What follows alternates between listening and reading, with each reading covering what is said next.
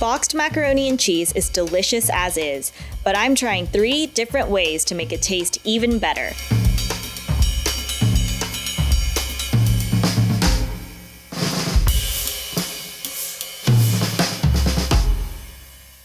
So for the first method, I turned to my followers on Instagram. I posted on my Instagram story, what is your favorite way of dressing up boxed macaroni and cheese? Waited 24 hours and sifted through the responses, which were all great, but one of them piqued my interest. Instead of using water to boil the noodles, somebody suggested to use milk instead.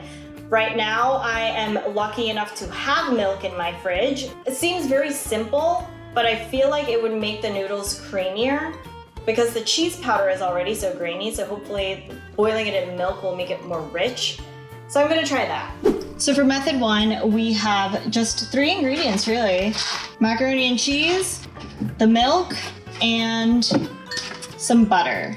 In that little green box, it says to prepare with less fat. We are in quarantine. I'm not concerned of fat-free right now, so let's kind of just throw caution to the wind. But, I mean, this milk is 2%, so I guess we're not completely going there. I know going in that milk boils pretty quickly, so I'm going to keep an eye out on this. Okay, so it's not over boiling, and it's been 2 seconds, so I am going to fix myself a drink. Okay, so I'm back. It looks like it's about to start boiling, so I'm gonna get the noodles ready. Ooh, no.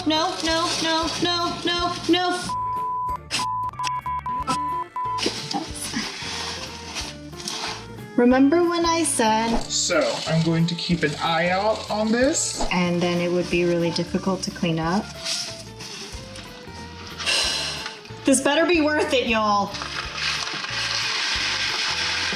So it said 7 to 8 minutes, so I will start at 7 and just taste then. We're just gonna give it a little stir. Maybe the milk in this thing will, I don't know, loosen up the powdered cheese a little bit more than water. I don't know. I'm just guessing at this point. So from the Instagram submission that I got, it said to add in heavy cream as well. So I actually think I have a little in my fridge. Let me check. Also, what is this?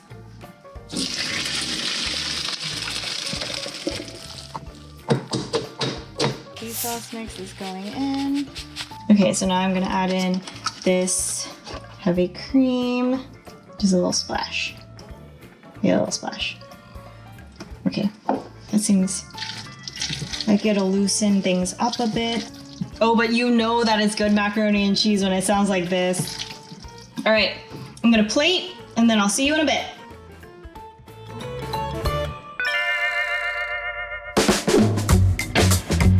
I picked my second method by searching the internet. And my mission was basically to just find the most creative out-of-the-box way that I can find, but something that I can still do with relative ease in my kitchen. What did I do wrong? The one that I decided to pick was fried macaroni and cheese balls. I mean, you see this in restaurants, and to take a boxed macaroni and cheese and just do a simple tweaking and make it into a glorious appetizer sounds great to me. I looked at a bunch of recipes, but decided to go with Damn Delicious for this one because I've been following that recipe blog for a while now, and Chungha's recipes, from what I've tried, have always been knockouts. For the recipe, it calls for homemade or store-bought mac and cheese, and I'll just be preparing this to the box instructions. They have it, but it's up there and it spirals.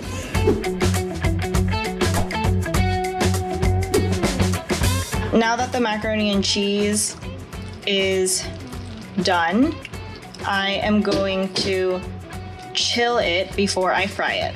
Then the recipe calls for panko breadcrumbs, 2 eggs, and some chives. Because we're stuck in quarantine, I was thinking to myself, what if I just make the breadcrumbs from scratch, just because I have the time? So for that, I'm going to be using some leftover bread that I have. I'm just going to kind of eyeball this and cut it into little cubes. I wonder what the difference is between breadcrumbs and panko breadcrumbs. I feel like I should know the answer to this, but I do not. Now that I have chopped up all of my bread into these little cubes, I'm just going to blend them in a food processor. That looks good.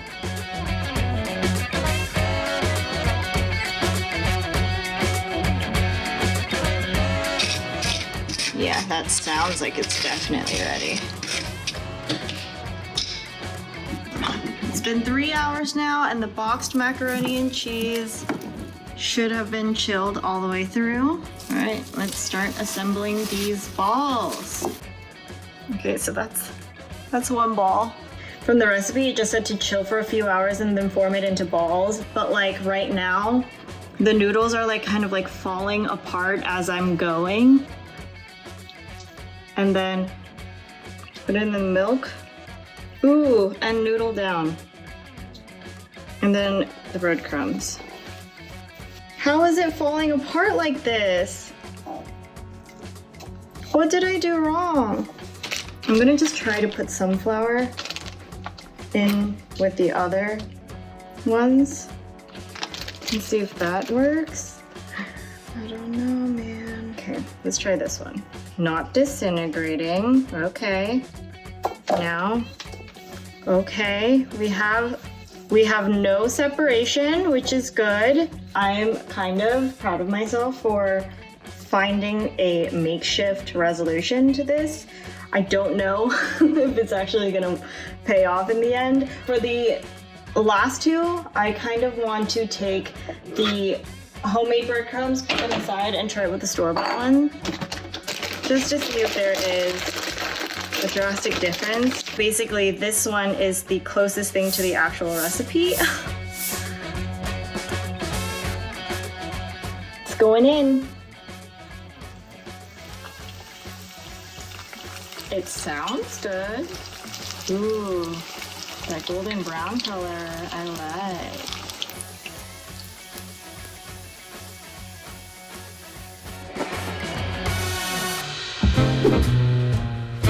For our third and final method, I reached out to Chef David Elkins from Murray's Cheese Bar in New York City. Obviously, Murray's brick and mortar stores are closed at the moment, but Murray's usually is like a one-stop shop for all things cheese. They sell cheese over the counter. I mean, they have cheese-related foods, and they even have an extensive mac and cheese menu.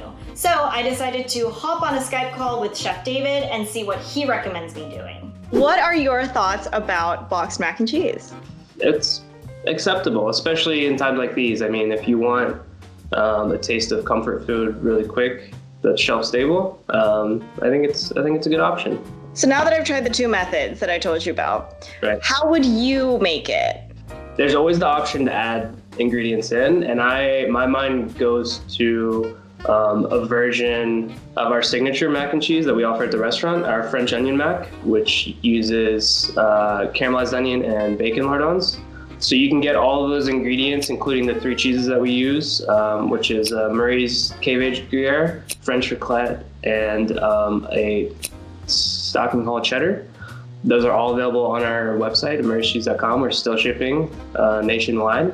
Any melted cheese is a good cheese. You can mix whatever into pasta and heat it up, and it's going to be great. But if you prepared your boxed stovetop mac and cheese according to directions, then you could caramelize some sweet onions, which takes about 45 minutes to an hour if you do it right. I have the time. Okay. Yeah, it's super simple to do. You just have a little butter in a pan, let it go low and slow for a long time till it's a deep brown. It's been about 20 minutes now, and the onions are still cooking, caramelizing. I'm bored. Okay, so it has been about an hour and 20 minutes since I started caramelizing the onions, and they are brown now. And then I would dice up some thick cut slab bacon if you have it, maybe like a 1/4 inch dice, and just throw that in the oven, 350 for like 12, 15 minutes. You could add those ingredients into your pot of mac and cheese, then put it in a casserole. What kind of cheeses should I put on top before it goes into the oven? I think just a great general guideline is a cheddar cheese to add kind of tanginess or acidity, a cheese that melts really well, in this case raclette. But if you don't have raclette, you could also use something like taleggio or even a fontina. And then the flavorful nutty cheese like a Gruyere or a Comté, something like that. Do you think though that like the 3 cheeses that you kind of curated to make this at home is going to complement or like mask that cheese powder?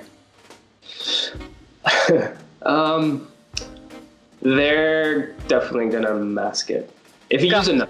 If you use enough. And when it comes to like a ratio, should I just eyeball it, or how much do I know to put in? We use a 1 to 1 to 1, so Okay. equal parts of all the cheeses. Then you should be good to go. That's like a lot of cheese. Jesus. I don't know if I'm gonna use all that. I think I did good. I think I did okay. There's so much pots and pans in my sink now, and it's giving me anxiety, but we're just gonna choose not to think about that. Getting fancy with box mac and cheese, so why not celebrate with a glass of wine, right? Right? Nothing is going to plan.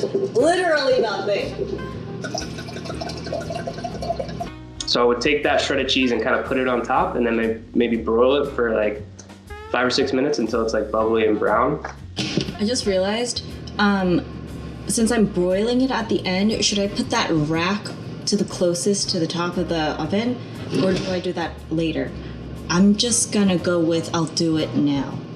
You just don't want to you don't want to keep it in the oven too long at too high of heat, because then the cheese is gonna start to break.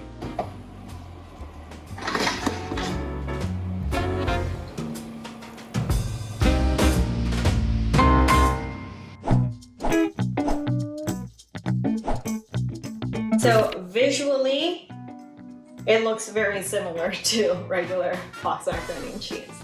I don't find any like distinguishing smell or textural comparison that like convinces me that this will be like life-changing, but let's see. Oh wow. Oh, that's very surprising. Okay. It definitely adds a subtle sweetness, subtle nuttiness because you are boiling it in that milk.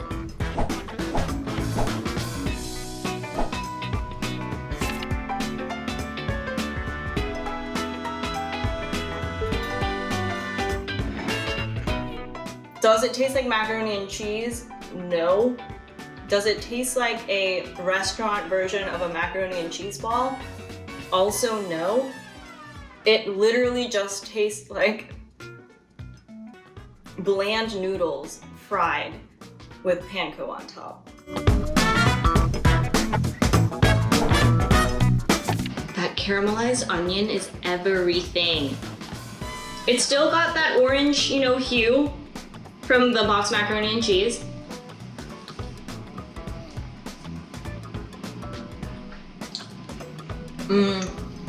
But it does not taste like box macaroni and cheese. The 3 cheeses really, really make the macaroni and cheese have like so much more of a complex flavor. Obviously, it's kind of like funky and pungent. I want to say that the star is the caramelized onions. Wow. I want to put caramelized onions on everything. Hi guys, I decided to come back and tell you my final thoughts on the 3 methods that I tried. I don't know, of all 3, I feel like method 1 was the best. Method 3 is the best recipe that could stand on its own, and method 2 is a great base foundation for fried macaroni and cheese. But method 1 definitely was the one that completely transformed the dish in such a simple way. Let me know what pantry item I should try next, and please, if anyone has recommendations on how to get this horrid milk stain off of my stove, I am all ears. All right, bye. It did not work.